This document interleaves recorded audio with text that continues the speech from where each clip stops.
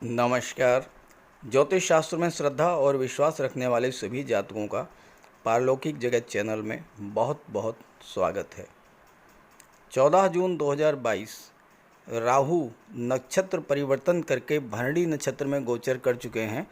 राहु के इस नक्षत्र परिवर्तन का पूरे विश्व पर, समस्त चराचर जगत पर, प्राणी मात्र पर बहुत व्यापक प्रभाव पड़ेगा। राहु का भरणी नक्षत्र में गोचर लगभग 8 माह तक रहेगा और राहु 21 फरवरी 2023 तक भरणी नक्षत्र में ही गोचर करेंगे। तो राहु के इस नक्षत्र परिवर्तन का कुंभ राशि के जातकों पर क्या प्रभाव पड़ेगा, इसी का विश्लेषण करेंगे इस वीडियो में। लेकिन उससे पहले ये समझना ज़रूरी है कि भरणी नक्षत्र क्या है, भरणी नक्षत्र में राहु के गोचर का ओवरऑल क्या प्रभाव पड़ेगा। फिर बात करेंगे कुंभ राशि के जातकों पर राहु के नक्षत्र परिवर्तन का क्या प्रभाव पड़ेगा, और इसके बाद वीडियो के अंत में राहु के उपाय भी बताएंगे। तो चलिए वीडियो शुरू करते हैं। राहु सर्वाधिक पाप ग्रह, एक ऐसा ग्रह जो अंधेरे का प्रतीक है, जिसे सर्प का स्वरूप माना गया है और जिसके बारे में आम धारणा यही है कि राहु हमेशा परेशान ही करते हैं, हमेशा कष्ट ही देते हैं। वो राहु 14 जून को नक्षत्र परिवर्तन कर चुके हैं और शुक्र के नक्षत्र भरणी नक्षत्र में गोचर कर चुके हैं। भरणी नक्षत्र में राहु 21 फरवरी 2023 तक गोचर करेंगे।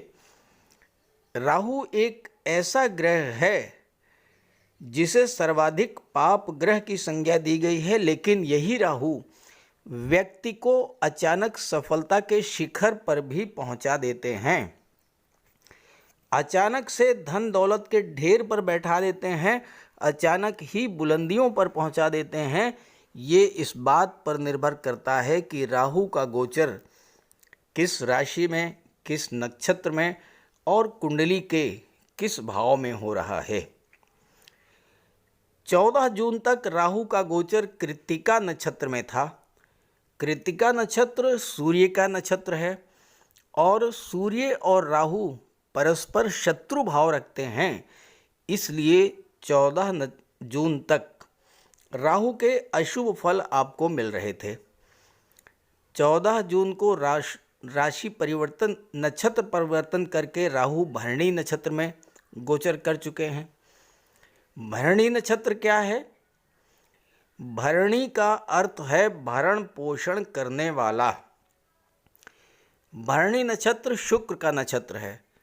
भरणी नक्षत्र लोकप्रियता और धन देने वाला नक्षत्र है। ये परिवर्तन का नक्षत्र है, परिस्थितियों को अचानक से बदल देने वाला नक्षत्र है। और इस नक्षत्र की विशेषता है कि जो आपके पास नहीं है उसे ये आपके पास लेकर आता है। चीज़ों की नई शुरुआत करने का नक्षत्र है, जीवन को नई ऊंचाइयों पर ले जाने वाला नक्षत्र है। जो आपसे किसी वजह से दूर हो गए थे उनको पास लाने वाला नक्षत्र है। रिलेशंस में नई ऊर्जा लाने वाला नक्षत्र है। और इसी भरणी नक्षत्र में राहु का गोचर हुआ है। शुक्र दैत्यों के गुरु हैं। शुक्र धन, वैभव, ऐश्वर्य और सुखों के कारक हैं और भरणी नक्षत्र शुक्र का नक्षत्र है। तो शुक्र का ये नक्षत्र परिवर्तन अगले 8 महीनों तक अत्यंत शुभ फल देने वाला है। दुनिया में सुख शांति लाने वाला होगा, हमारे जीवन में समृद्धि, संपन्नता और खुशियां लाने वाला होगा, प्रेम और सौहार्द को बढ़ाने वाला होगा। राहु के भरणी नक्षत्र में गोचर करने पर राहु के शुभ प्रभावों में वृद्धि होगी और अशुभ प्रभावों में धीरे धीरे कमी आएगी। राहु के भरणी नक्षत्र में गोचर करने से देश दुनिया में शांति आएगी। जब राहु भरणी नक्षत्र में गोचर कर चुके हैं तो वो व्यक्ति जो lottery, share, property dealing, brokerage, commission, ब्याज बट्टा गिरवी इन सब का कार्य करते हैं। जो जातक शराब, केमिकल प्रोडक्ट या मेडिसिन के कार्य से जुड़े हुए हैं, जो मेडिकल, इंजीनियरिंग, आईटी सेक्टर, विद्युत से संबंधित कार्य या बिल्डर हैं, आर्किटेक्ट हैं, और चूंकि राहु लॉटरी, शेयर, सट्टा के कारक हैं, तो जो इनसे जुड़े हुए हैं, जो ट्रेवल, टूरिज़्म से जुड़े हैं, विदेशी व्यापार से जुड़े हुए हैं, साइंस और टेक्नोलॉजी से जुड़े हुए हैं, सोशल मीडिया से जुड़े हुए हैं, ऐसे सभी जातकों को राहु के भरणी नक्षत्र में गोचर का बहुत शुभ प्रभाव पड़ेगा। और साथ ही साथ जब राहु का गोचर भरणी नक्षत्र में होगा तो जो जातक चर्म रोग, मिर्गी की बीमारी, लकवा, डिप्रेशन, पागलपन या कैंसर, इन सब समस्याओं से परेशान थे, उनको भी इस गोचर से राहत मिलेगी। अब बात कर लेते हैं अलग अलग राशियों पर राहु के इस नक्षत्र परिवर्तन के प्रभाव के बारे में। तो ये है कुंभ राशि के जातकों की कुंडली। आपके लग्न के स्वामी शनिदेव हैं, जो कि 12 जुलाई को कुंडली के 12वें भाव में गोचर करेंगे। देवगुरु धन के भाव में गोचर कर रहे हैं और महाधनी योग बना रहे हैं। देवगुरु लाभ के भाव के स्वामी हैं और धन के भाव में गोचर कर रहे हैं, तो महाधनी योग बन रहा है और धन की दृष्टि से बहुत अच्छा रहेगा ये गोचर।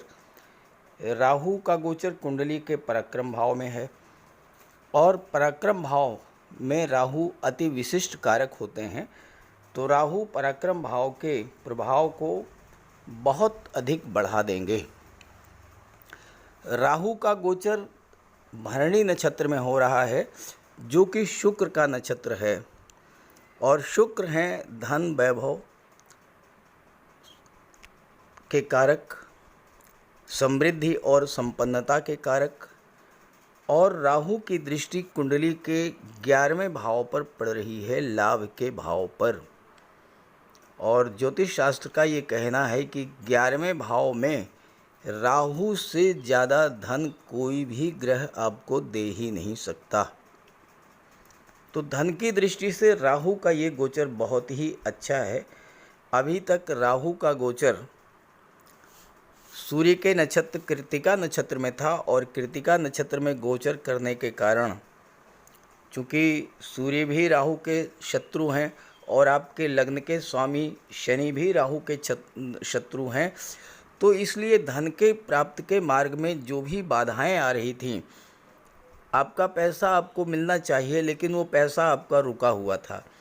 आपने कोई गवर्नमेंट टेंडर लिया, आपने कोई कंस्ट्रक्शन का काम किया और पता ही लगा कि आपने काम कर दिया, आपने बिल ऑफिस में जमा कर दिया, लेकिन उस बिल का पेमेंट नहीं हो पा रहा था।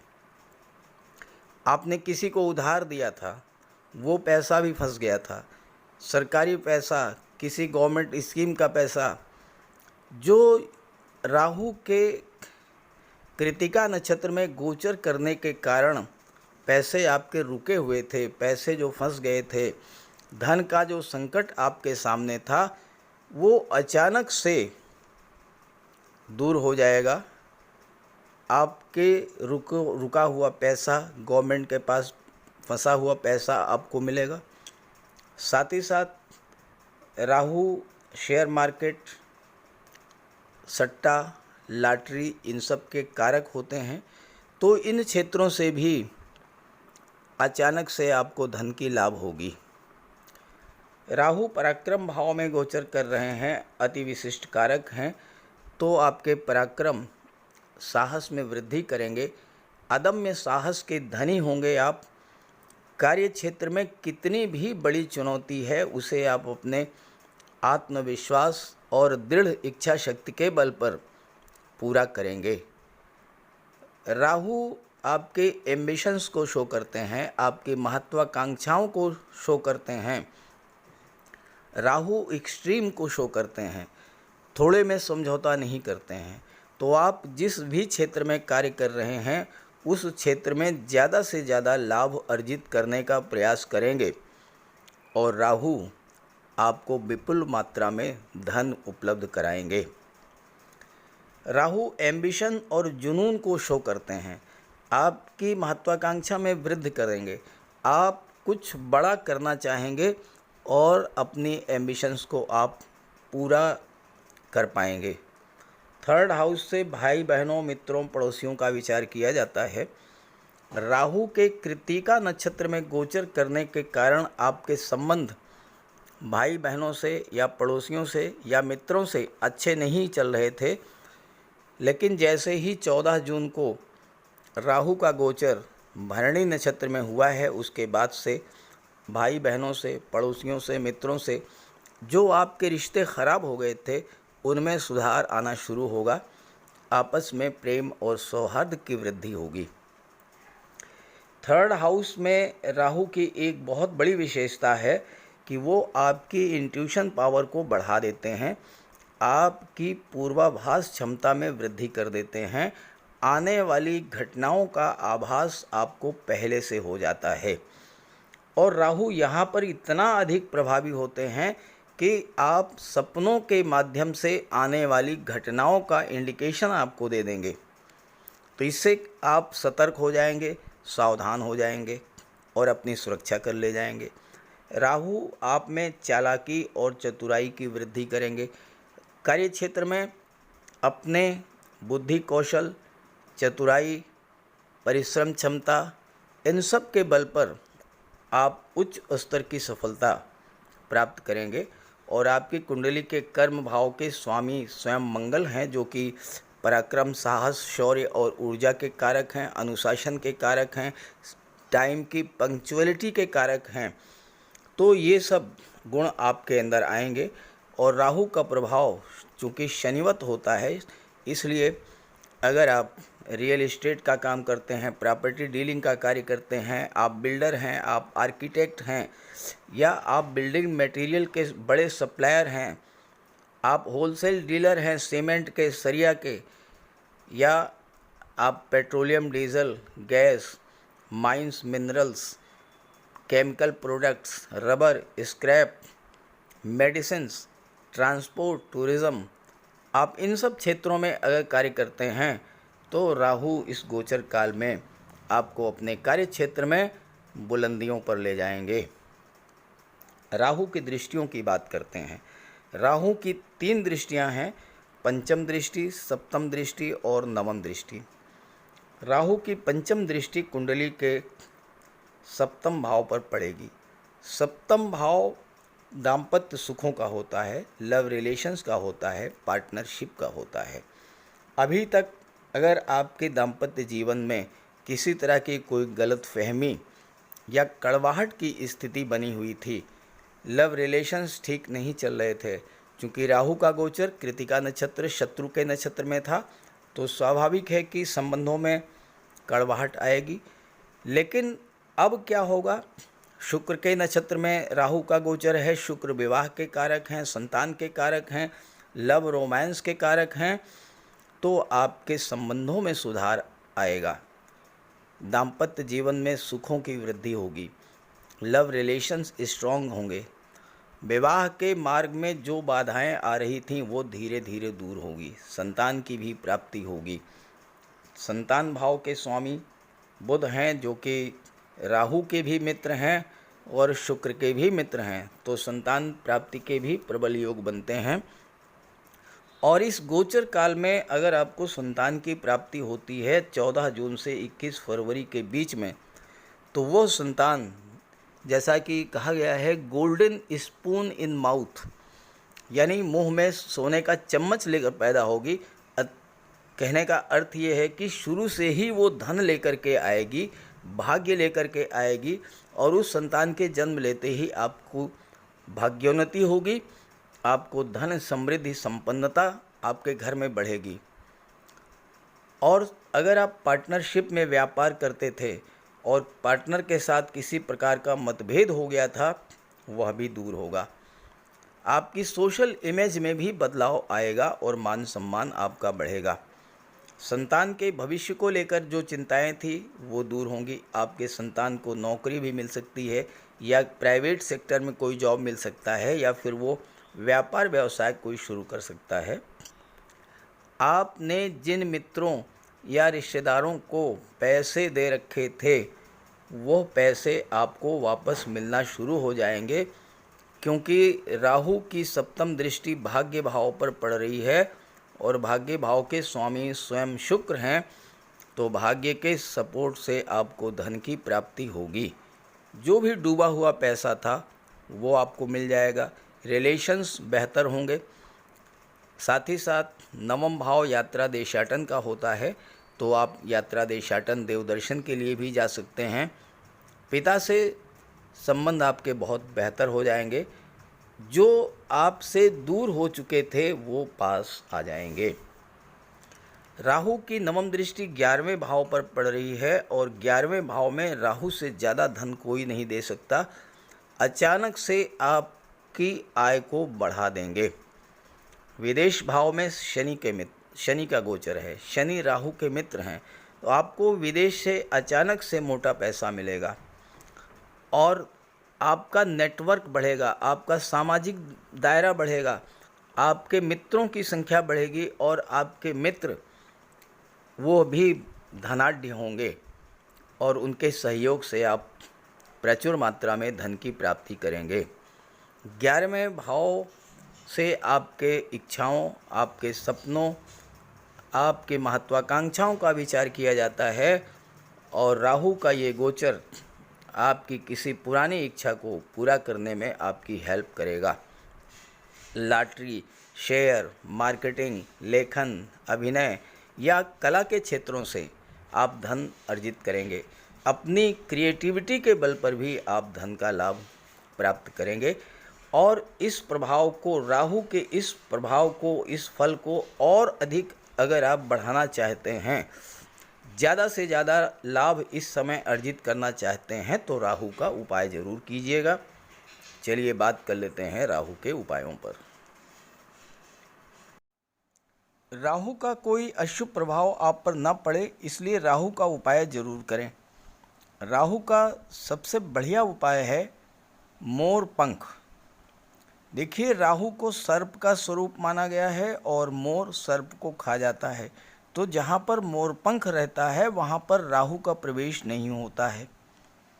अपने घर के मेन डोर पर, बेडरूम में, ड्राइंग रूम में, स्टडी रूम में एक एक मोर पंख लगा दें। एक मोर पंख अपने तकिए के नीचे रखें। जहाँ पर आप कार्य करते हैं ऑफिस में, वहाँ भी मोर पंख आप रखें और अपने बैग में एक मोर पंख ज़रूर रखें और एक सुरमे की डिबिया, ये दो चीज़ें अपने बैग में हमेशा रखें और एक छोटी सी चांदी की गोली अपनी जेब में रखें। इससे राहु और बुध दोनों का उपाय हो जाता है। काले कुत्ते को भोजन दें, काली गाय की सेवा करें। इससे राहु, केतु और शनि तीनों ही प्रसन्न होते हैं।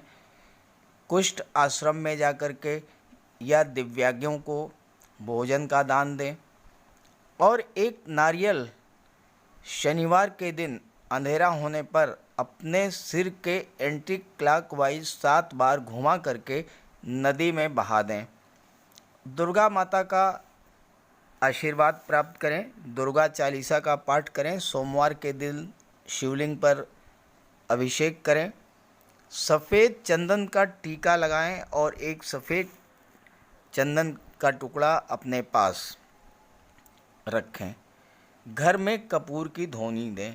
ये छोटे छोटे से उपाय हैं। अगर आप इन उपायों को करते हैं तो निश्चित रूप से राहु के सभी शुभ फल आपको प्राप्त होंगे।